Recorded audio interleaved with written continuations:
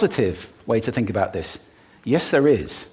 I'd like to suggest that there are 4 really powerful cornerstones, foundations, that we can stand on if we want our speech to be powerful and to make change in the world. Fortunately, these things spell a word.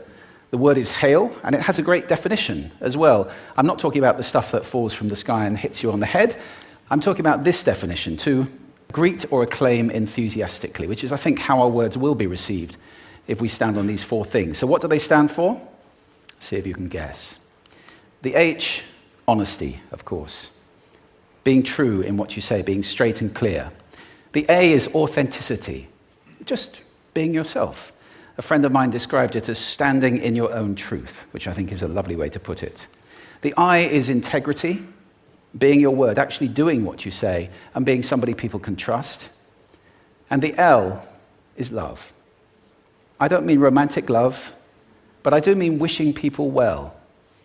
For 2 reasons. First of all, I think absolute honesty may not be what we want. I mean, my goodness, you look ugly this morning. Perhaps that's not necessary. Tempered with love, of course, honesty is a great thing. But also, if you're really wishing somebody well, it's very hard to judge them at the same time. I'm not even sure you can do those 2 things simultaneously. So, hail.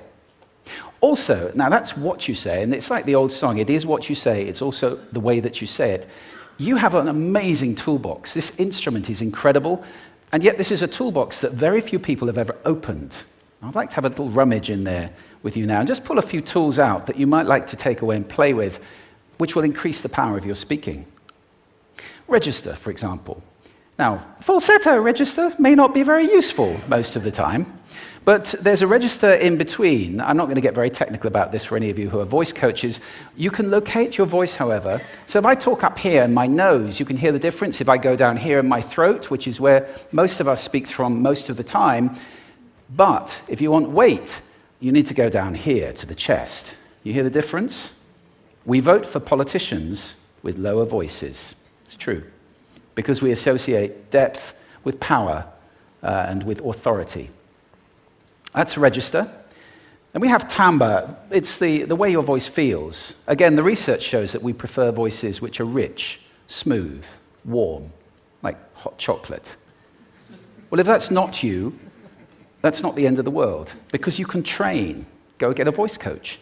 And there are amazing things you can do with breathing, with posture, and with exercises to improve the timbre of your voice.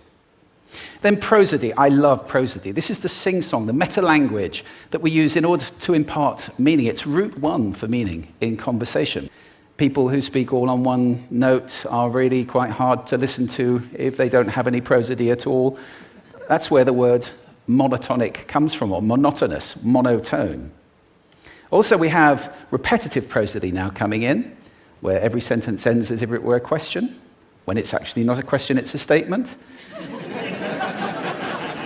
And if you repeat that one over and over, it's actually restricting your ability to communicate through prosody, which I think is a shame. So let's try and break that habit. Pace. I can get very, very excited by saying something really, really quickly, or I can slow right down to emphasize.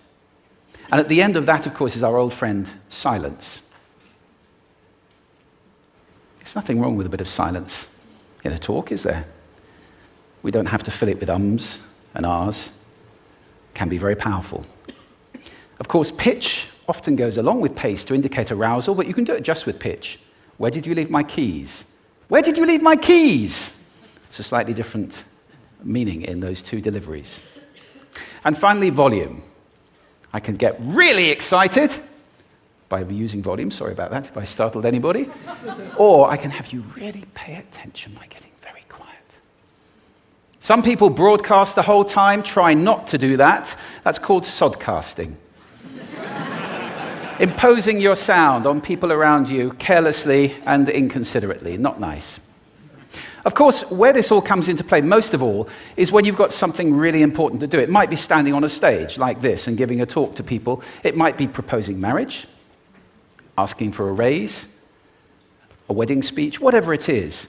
If it's really important, you owe it to yourself to look at this toolbox, and the end's going to work